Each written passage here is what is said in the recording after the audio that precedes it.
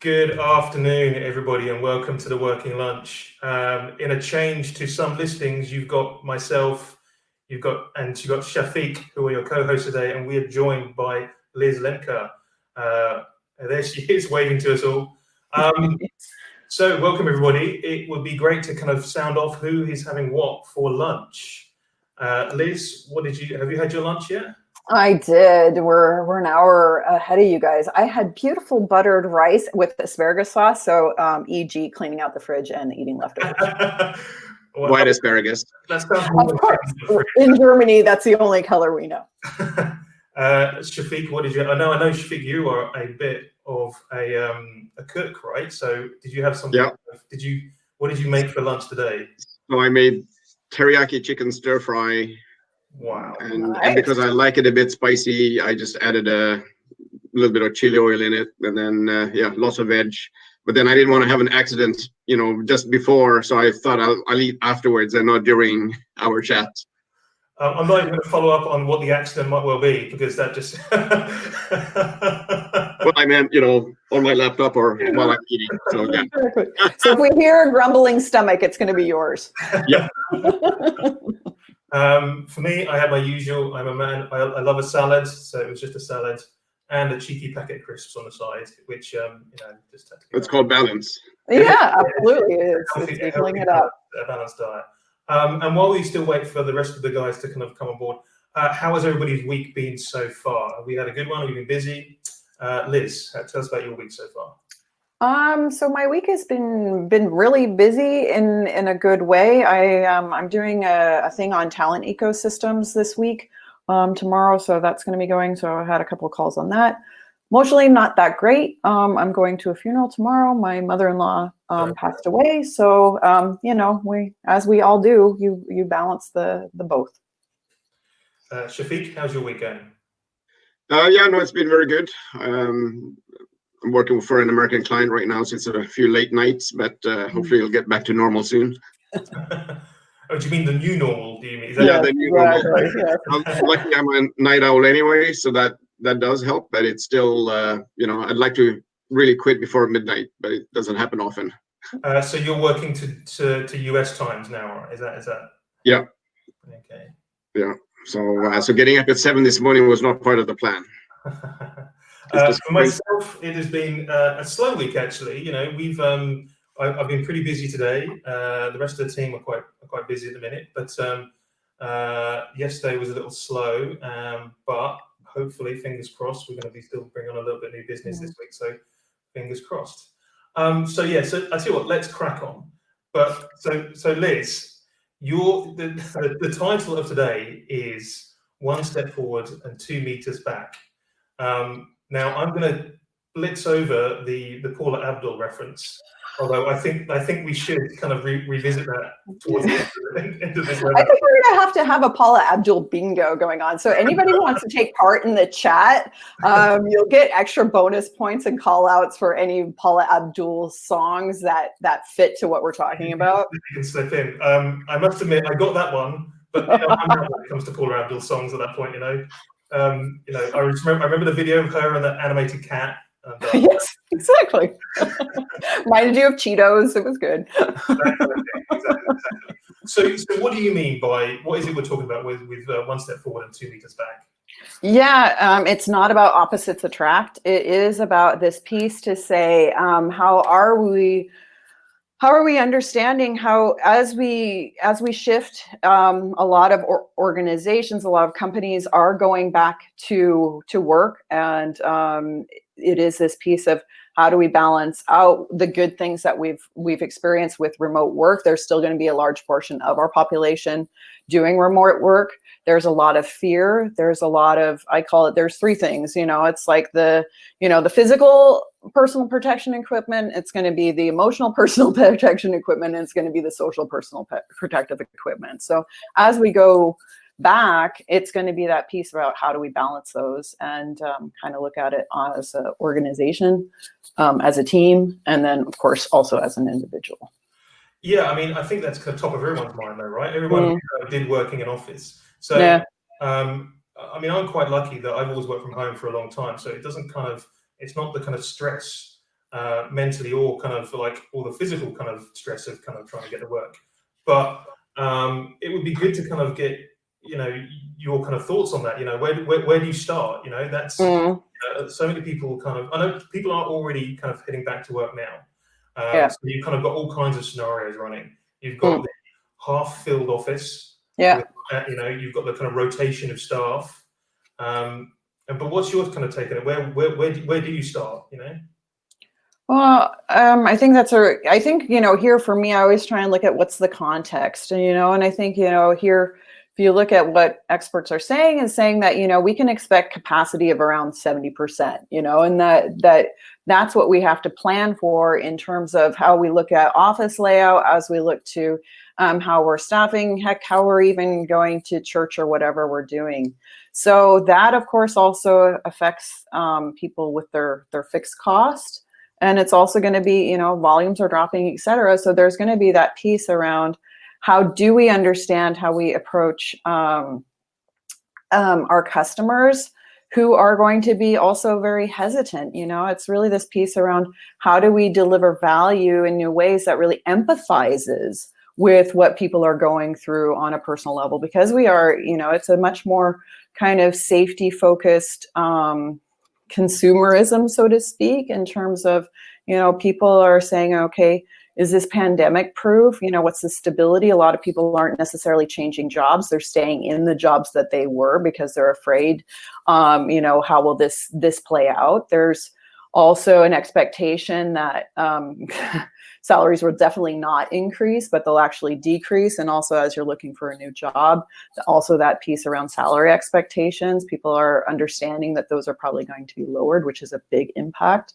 I think there's also this piece around people are going to be looking much more as to what is the security, you know, as to how are you making sure that my colleagues are, you know, staying away from me? Are you going to the lunchroom and there's like little signs on the chairs that say, yes, yes, no, you can't sit here. I mean, it's that piece to say, it's going to be also a new socialization as to how do we re-enter into work. I mean, there's a lot to unpack there, right? Yeah. So you mentioned about kind of the 70% you thought would get back into office. That kind of seemed high, right? I agree. I was really surprised. And this is so I have a list of articles that I was looking at, and this was this was consulting firms for finance, and how can they do their fiscal planning. And basically, how can they do their fiscal planning with fixed costs and remote costs? And I agree. I think 70% sounds extremely positive. Yeah, I mean, I would go close to 30%, right? I mean, that sounds, you know, that sounds more reasonable. Yeah. Which brings up again all kinds of issues around, obviously, just beyond kind of workspace planning, but actually the physical kind of workspaces you will and won't need. And do you need more workspaces? Do you need workspaces that are closer to where the majority of your people are, and things like that? I mean, I've had these discussions with people in the last kind of couple of weeks. Is you know, the lovely kind of offices you've got in the centre of London, are they now really fit for purpose? And do you even need those offices? Do you start looking elsewhere, because you don't want your people possibly travelling into work as far or using public transport? So do you move the offices closer to them as opposed to having the flush lovely WeWork offices slap bang in Liverpool Street or something, you know? Yeah, absolutely. And it's a huge, you know, investment, you know, a lot of these beautiful buildings, you know, an entire industry in terms of WeWork. How do you get that 6 feet economy? Because it is that piece to say people are not going to feel safe, so they're not going to go there. And it's going to be that piece of, there was you know, McKinsey said, you know, there are new value drivers that are out there: space, safety, quality, proximity, family time, and affirmation. That those are the value drivers that are on the rise. So as we look to being employees, it is that piece to say, what is the proximity? How close is it? Because, you know, just silly things like, you know, your app. Germany just, you know, I just download. Okay, so I didn't download it. My husband downloaded it onto my phone. In terms of this proximity app, But it is that piece to say, how much movement do we have? Where are we going? And also, how long are we staying in a particular place? Because there is a different notion as to how close are things and what am I actually going to do. So people are getting much more conservative, either slamming on the brakes and saying, okay, I don't need to do this, or, it's like, okay, we'll be patient, or, or this is really something that we really need to have, so we'll do it. And so I think a lot of employees are absolutely asking what you just said, like, do I need to do it? Do I even need to go into work? What are those pieces? I was watching a TED, and this biologist was saying, we need just 4 days where we all expose each other. And then if we get sick, it's just within those 4 days. And then we have 10 days off, and then we can see who got sick. And then we'll do this for cities, regions, and countries. What's with the teachers who have to teach those classes? It's not like the oil crisis of the 70s that, people with this license plate could only get gas on Sundays and then other people couldn't. It's that. It's not workable. Yeah, exactly. Yeah, it's like theoretical models fail theoretical. Is this something you're finding as well? How are your clients kind of are reflecting this? Yeah, so there has been a lot of our clients are now working, all the staff are actually working remotely. So even though they had a big office, nobody's working from the office.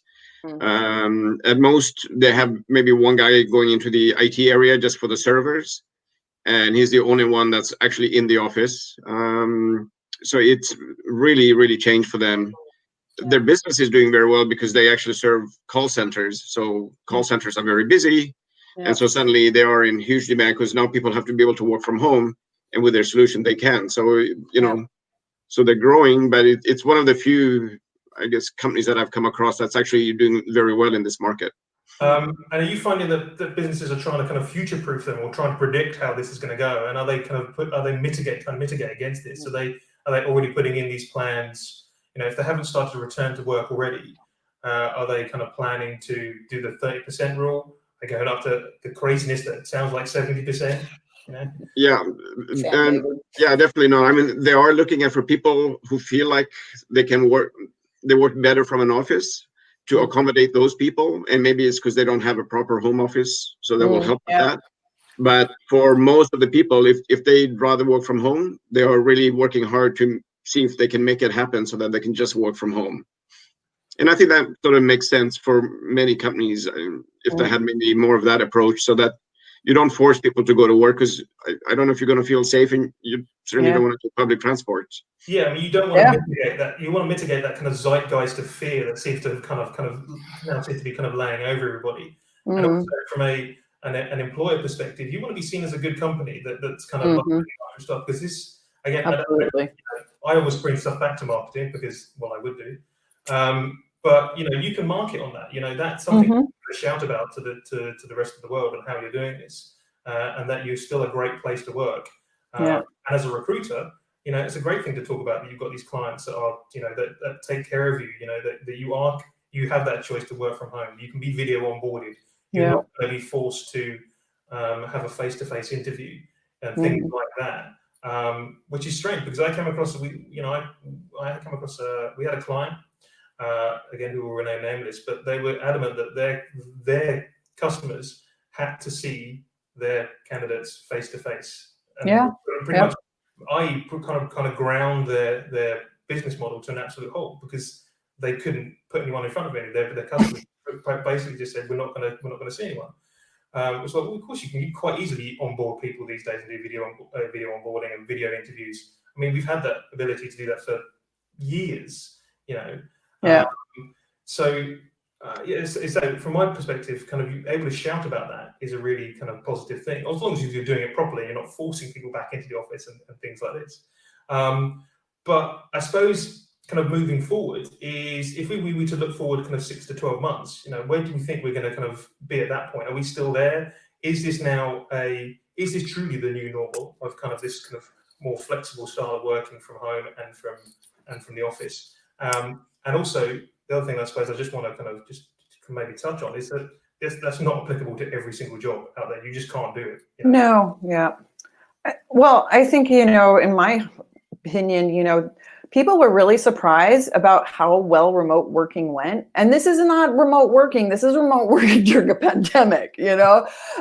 So all of the, you know, kind of the, oh, do we trust them? You know, the 9 to 5 kind of this manufacturing based Taylorism work week got called into question and said, okay, well, you know, maybe we can trust our people. We do hire adults. Somehow they're able to, you know, get their vacation organized. Somehow they've been able to adjust to, you know, working somehow during a pandemic, even though it has been a struggle, you know, to your point around mental health. I think that's a big aspect that perhaps, you know, through Mental Health Awareness Week got a little bit more highlighted, but as it continues with this social isolation, this is one of the challenges. So I think, you know, here remote working, how do we stay connected, and how do we make sure also as employers, to your point, how are we giving those good flexibility options? How are we communicating well? You know, Basecamp, I really liked, they had an internal communication guide, which was awesome. And it was really good just to kind of put it together around, you know, asynchronous communication is the norm, and how do you communicate well? And so a lot of these lessons that we should have been learning over the last 15 years of the new normal of remote work, it's suddenly getting in place, and it is going fairly well. And so a lot of companies, like you said, are going full remote, or having options, you know, Twitter, Upwards, you know, this Shopify, all of them have been making recent announcements as to how are they making that shift. And it's been seen as fairly positive, because we don't know, you know, it's going to be at least 2 years until we really can figure it out. Shafiq, what's your kind of take on that? Yeah, I was just thinking about what Liz said earlier, and we're talking about having maybe, you know, something you wrote about before, about having a social contract with your employees to ensure that they, you know, because, you know, you are hiring adults, so treat them like that. Yeah. And it is a piece of caring, you know, as well as this, you know, and how are we onboarding? You know, it's not just going through a process. I can't tell you how many onboarding processes I've been exposed to as working as HR, and how many worked. Not many, because they didn't do that basic thing of you need to connect with a person. You know, we're actually excited to see you. So there's been a lot of feedback, interestingly enough, that this onboarding during the pandemic has been a lot more personal. That there's been a lot more time, a lot more connection of, we're really excited to have you, you know, just even looking at Claire, you know, and it is that piece to say it's also an opportunity to kind of rethink and get away from the busyness of our processes, and make sure, how are they looking back to the principles of why are we doing something, and how does it actually kind of embrace the person, so that they say, okay, yeah, I am wanted and needed, because that affirmation is so important. I agree. Yeah, it's I've heard it kind of described a few times as kind of like a reset. You know, this is and that's a good word, better than pivot, which most people who listen to this know that I hate.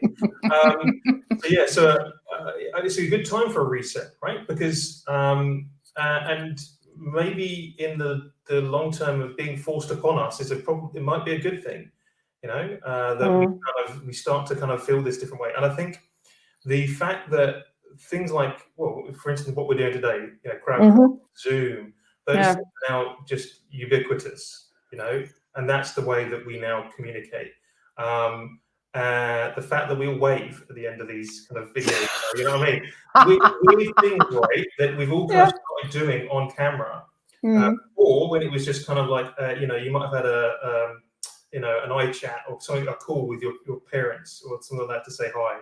But now it's everywhere. Everybody's doing it. If you're not doing it, then maybe there's a stigma. Maybe that's the flip side of it. Is you probably, if you're not kind of comfortable doing these kind of things, like some of us aren't, that can be kind of disconcerting. Which is possibly one of the kind of the drawbacks of kind of like these video onboardings and video interviews. Is that not everyone is comfortable doing this working this way, because you've just never done it before.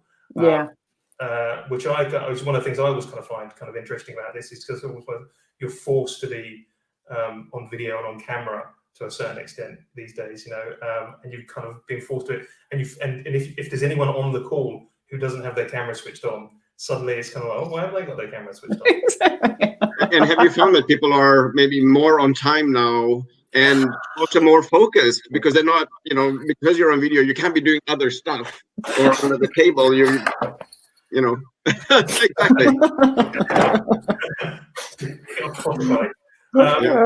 Yeah. So yeah, kind of. I think there's this kind of. I suppose it's the kind of flip side. I suppose also the other thing I tried to touch on was that this just doesn't work for every type of role. So we're all in a position where we're lucky to have it classed as an office job. We are not. We are not hairdressers. We're not cleaners. We're not warehouse staff, and the plethora of and all the other types of roles that aren't able to potentially just sit in our office and self-isolate and socially distance easier than it would be if I've got to kind of go out, cut people's hair, I'm a dentist, or whatever else those kind of roles might be. So there's a certain amount of kind of slapping ourselves on the back and being, oh, well done you guys for kind of, being able to work from home. But some people just can't do that.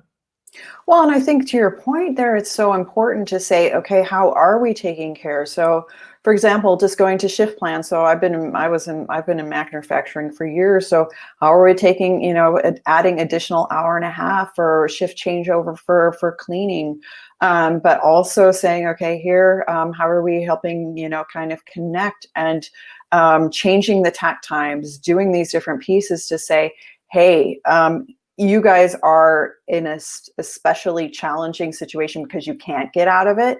So how are we also rethinking how we do work in manufacturing, how we do, care for the safety, but also for the social well-being of our team leaders and our operators and everyone there.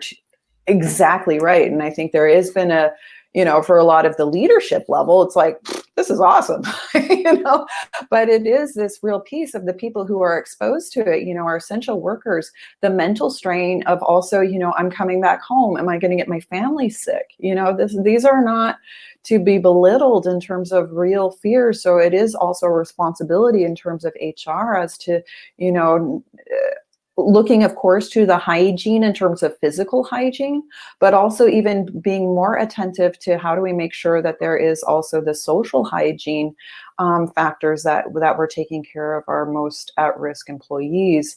Tesla put out a handbook in terms of return to work, and it is that piece to say, as we look to those who are the most vulnerable, healthcare workers, et cetera, how are we helping them out in terms of putting these things? So saying, okay, what are the essentials? What are the treats? What are the postponables? And what are the absolute expendables? And drilling it down to those different levels and saying, how do you, what kind of ownership, what kind of empowerment can you have within, your role as an operator, and having those conversations, because there are things there that can be done.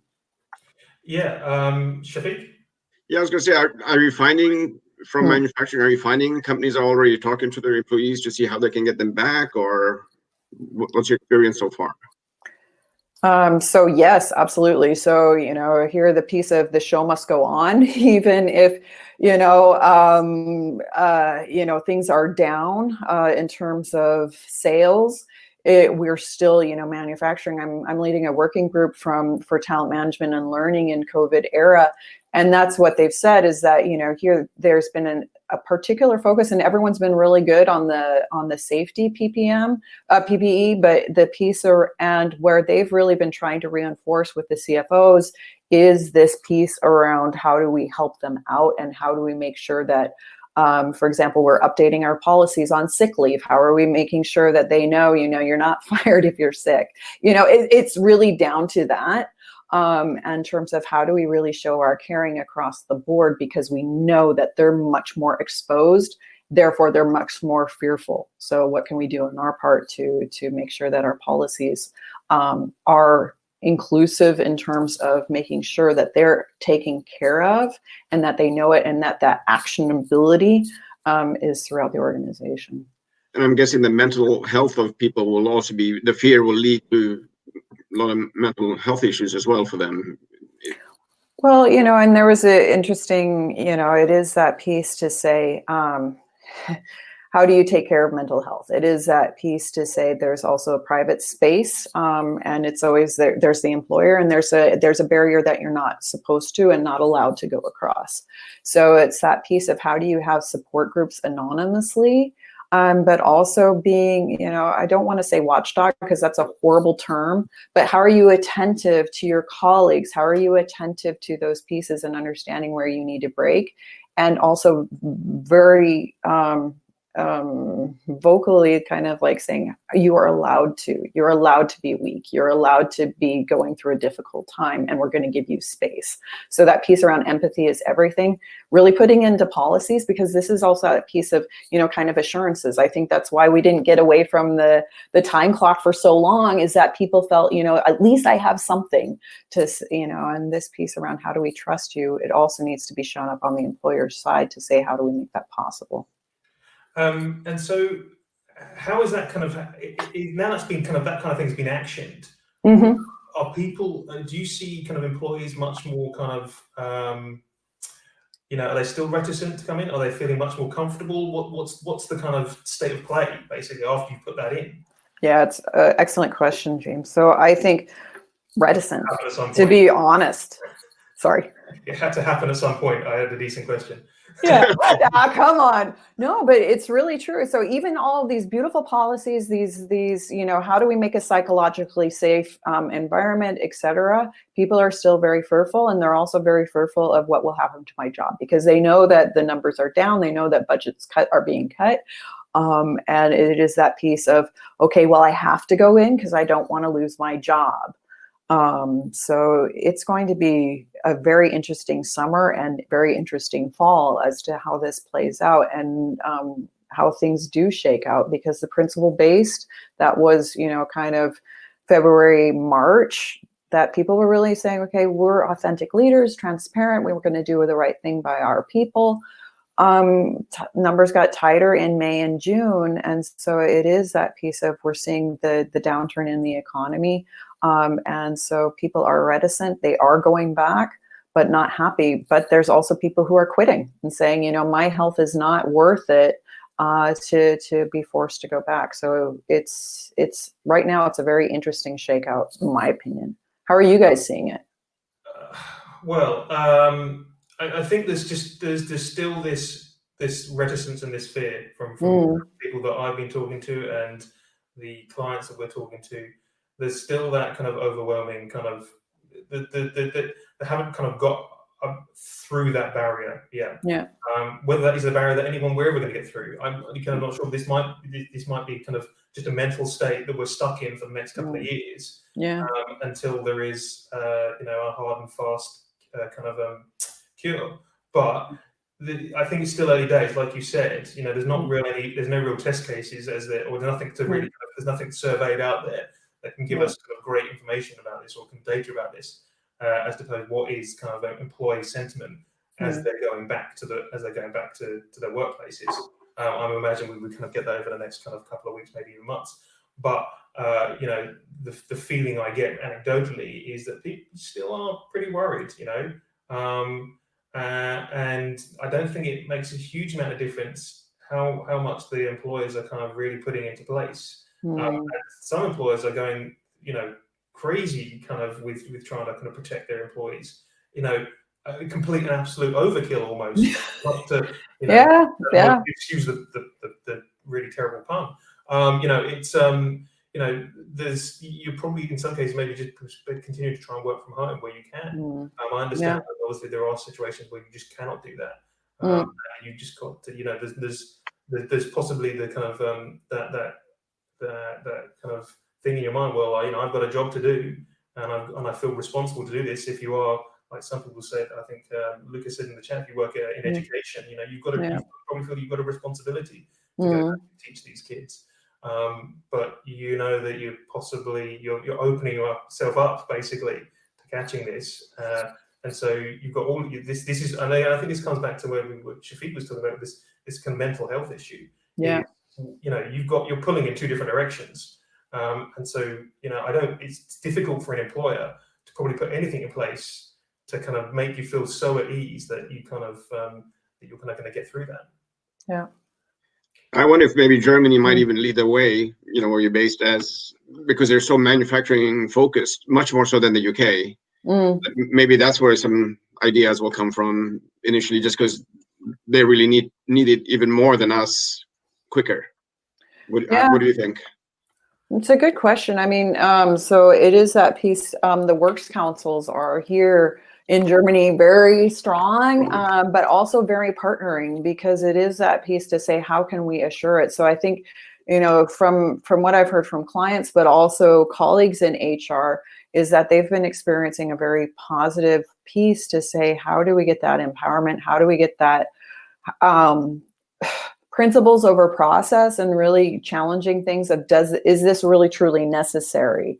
And then saying, how are we staffing kind of teams and creating different cohorts, and then really trying to create, how should I say it, a kind of a team approach to say, okay, how do we get good teamings? How do we have people within those brave spaces where they can speak up there? So more so than I think perhaps in the past, where, we were staffing shifts basically on, who did what, what are their qualifications, et cetera. So it's actually looking more to a little bit of the social competence, team dynamics. But I think, it will be interesting to see how it plays out. So I think this is where the works councils have actually been a really good boon to say, let's make sure that we have the sentiment of our employees, not just like what we think that they're saying, but really, what are the things that are most important, and how can we actually attend to those and make their lives easier if they do come into work,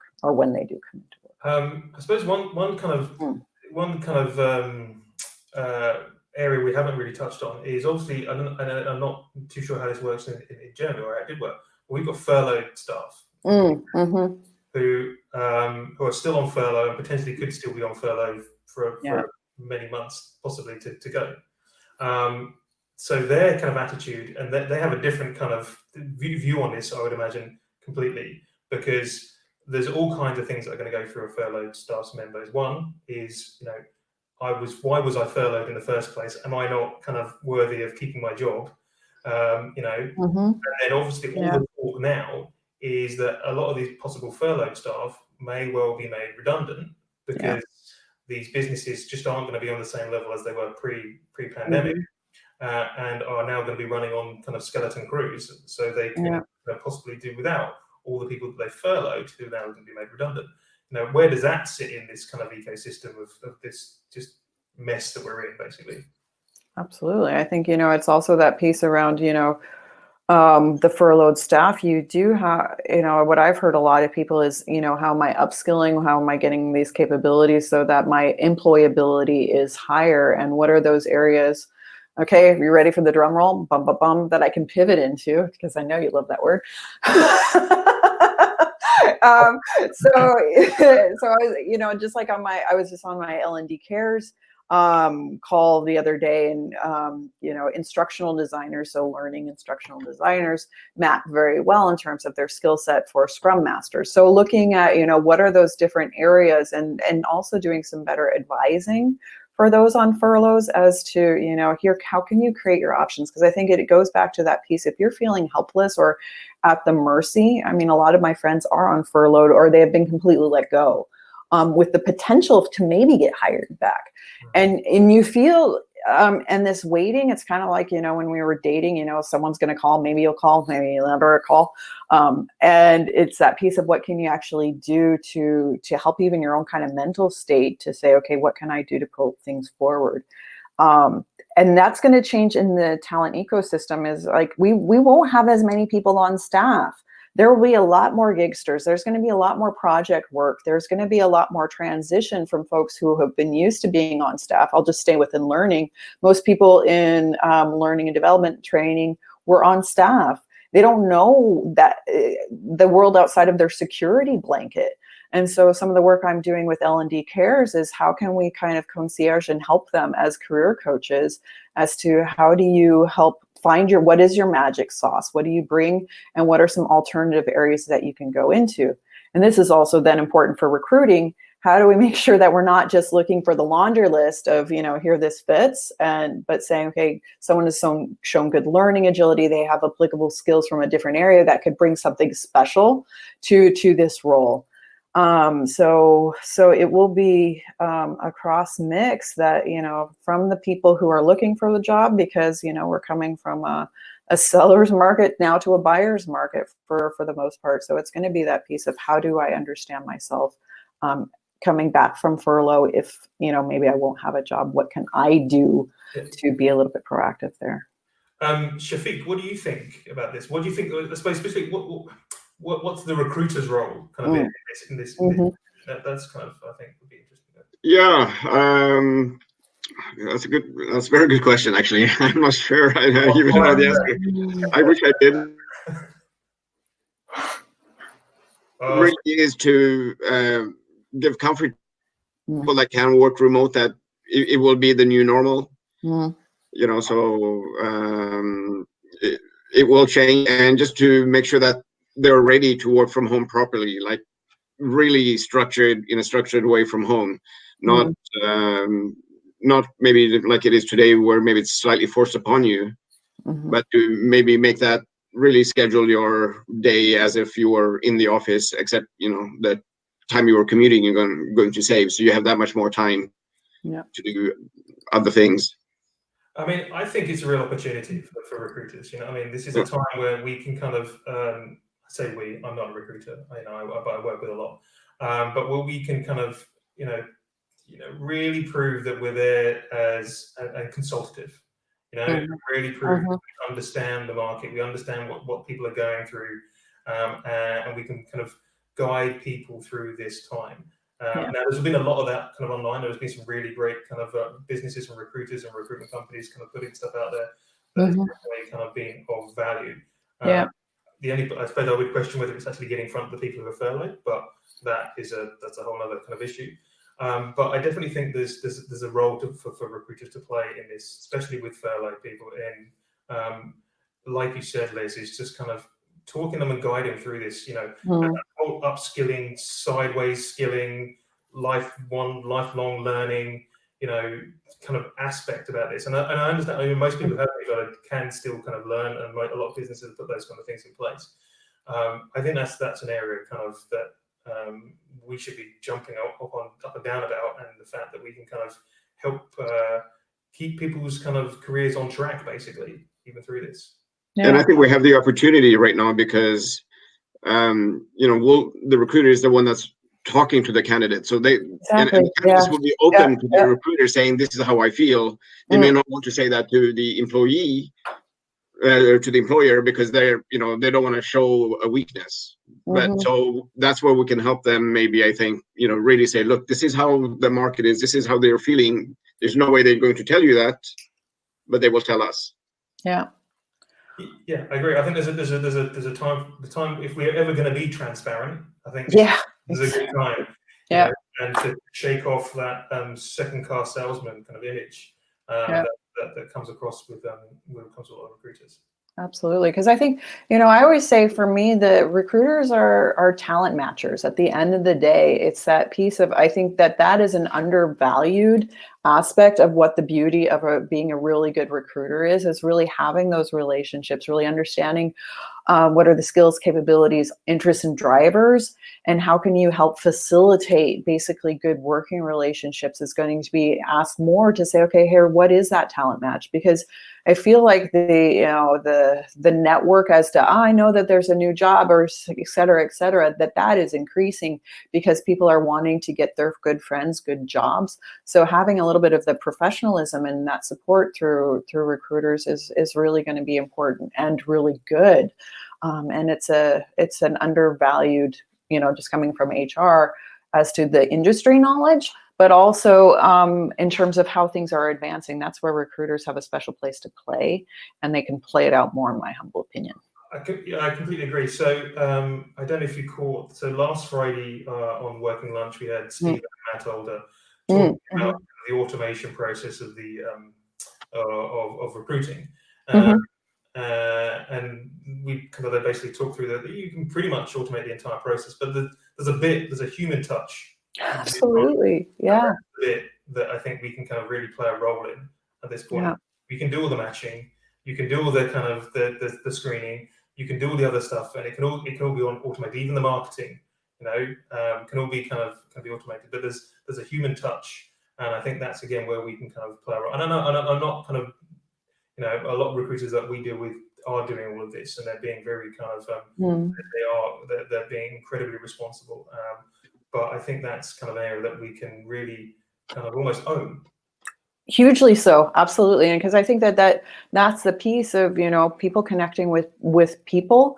And if we do use automation, and this is that piece of, for years we've been talking about, oh, that will make our lives easier. So rather than making it more cumbersome, what we're doing, to say, okay, and how are we having better conversations? How are we having better understanding, rather than we're chasing after so many and just getting the job filled, to say, okay, what is that career? Because we're asking people to change their lives, and particularly because it is a challenging period where there is that more fear-based and more safety, and this piece to say, how do we help not only convince, but really feel good with what we're doing there.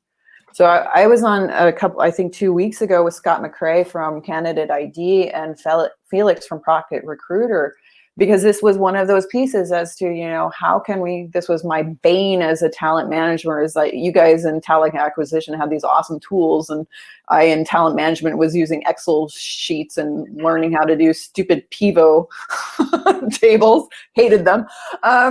But because there wasn't that piece to say, we have skills, technology, drivers, what are success profiles, how can we get them over? And, Felix was saying, we're right now at iPhone 1.0, but this is what companies are asking for, is we've put people on furlough. Who do we need to get back?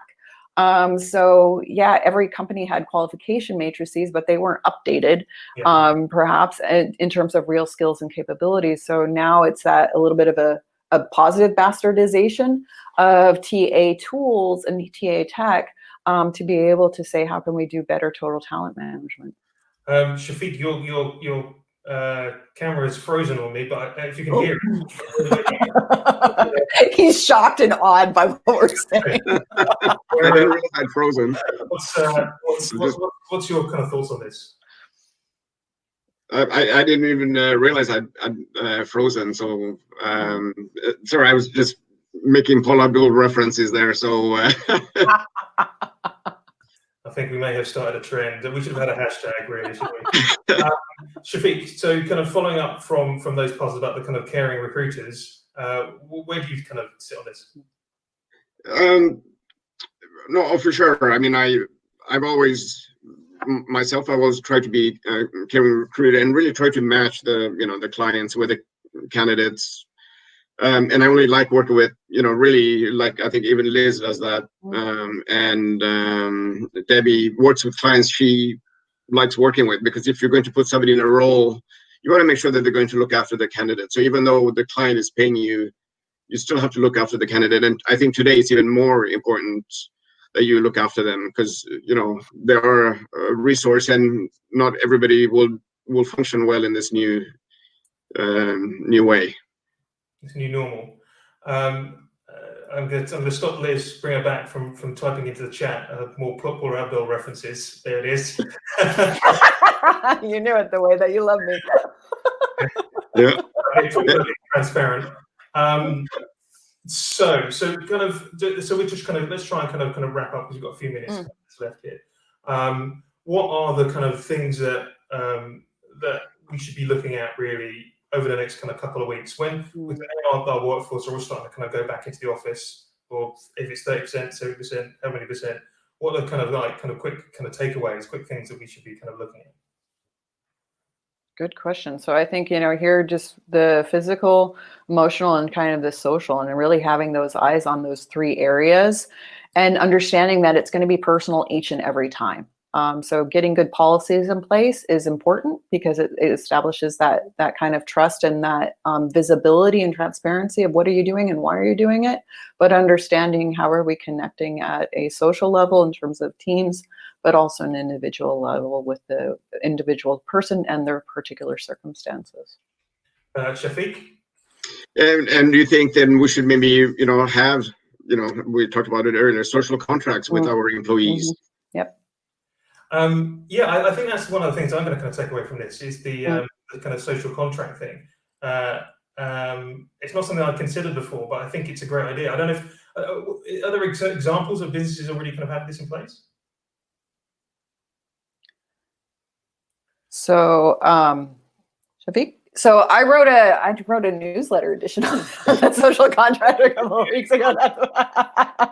But so here, I think I believe Upwards is doing it. I'm not exactly sure. There have been a couple that have been talking about it. I will get back to you, but I think that it is that piece of how are we trusting. Yeah, I mean, anyone who's kind of following us on LinkedIn, we'll share some links. So we are just coming to the end of today's working lunch. So just to kind of play us out, I've got a little bit of Paula Abdul. Well done. Well done. I love it. It's the promise of a new day, man. Thank you, Liz and Shafiq, for joining us on the working lunch. Obviously, everybody who's kind of joined in, thank you very much for commenting and turning up as always. And we'll see you all same time tomorrow. So see you soon. Love it. Thanks, everyone. Appreciate it. Bye-bye. Thank you.